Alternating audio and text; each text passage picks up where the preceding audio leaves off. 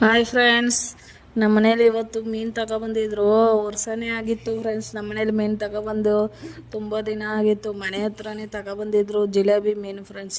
ಯಾವುದೋ ಅದಾದರೂ ಸಿಗುತ್ತಲ್ವ, ಇವಾಗ ಸಿಕ್ತಲ್ಲ ಅಂತ ಅಂದ್ಬಿಟ್ಟು ತುಂಬ ಖುಷಿ ಆಯಿತು ಫ್ರೆಂಡ್ಸ್. ಮೀನು ಸಾಂಬಾರು ತಿಂದಿನೇ ವರ್ಷದ ಮೇಲೆ ಆಗೋಯ್ತು. ಅದಕ್ಕೋಸ್ಕರನೇ ತರಿಸ್ಕೊಂಡೆ. ತಗೊಳ್ಳ ಅಂತಂದರು, ಸರಿ ತಗೋ ಅಂತ ಅಂದ್ಬಿಟ್ಟು ತಗೊಂಡೆ ಫ್ರೆಂಡ್ಸ್.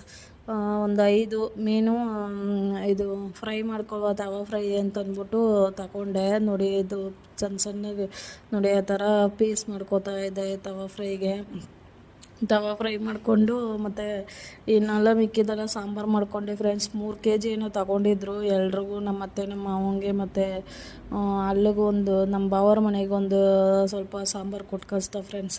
ಅದಕ್ಕೇ ಇನ್ನೂ ಸರಿ ಅಂತಂದ್ಬಿಟ್ಟು ಮೀನು ತಿಂದಿನೇ ತುಂಬ ದಿನ ಹೋಯ್ತು, ವರ್ಷದ ಮೇಲೇ ಆಯಿತು ಫ್ರೆಂಡ್ಸ್, ಏನೋ ಅಲ್ವಾ.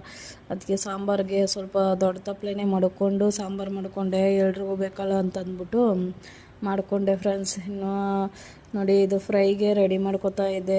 ತವಾ ಫ್ರೈ ಮಾಡ್ಕೊಳ್ಳುವ ಅಂತಂದ್ಬಿಟ್ಟು ಕಾರ್ನ್ಫ್ಲವರು, ಅಕ್ಕಿ ಹಿಟ್ಟು ಮತ್ತು ಚಿಲ್ಲಿ ಪೌಡ್ರು ಸ್ವಲ್ಪ ರುಬ್ಬಿಟ್ಕೊಂಡಿದ್ನಲ್ಲ, ಅದು ಮಸಾಲೆ ಎಲ್ಲ ಸ್ವಲ್ಪ ಹಾಕ್ಕೊಂಡು ಮಿಕ್ಸ್ ಮಾಡಿಕೊಂಡು ಎಲ್ಲ ಮೀನುಗೆಲ್ಲ ಸೋರ್ಬಿಟ್ಟು ಎತ್ತಿ ನೆನೆಯಕ್ಕೆ ಮಡಗಿದ್ದೆ ಫ್ರೆಂಡ್ಸ್.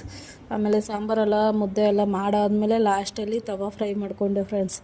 ಚೆನ್ನಾಗಾಗಿತ್ತು ಸಾಂಬಾರು, ಅಷ್ಟು ರುಚಿಯಾಗಿತ್ತು. ಎಲ್ಲರೂ ಸಂತೋಷದಿಂದ ತಿಂದು friends. Thank you for watching. Subscribe ಮಾಡ್ಕೊಳ್ಳಿ ಫ್ರೆಂಡ್ಸ್. Thank you. ಆಡಾಕೈತಿಕೆ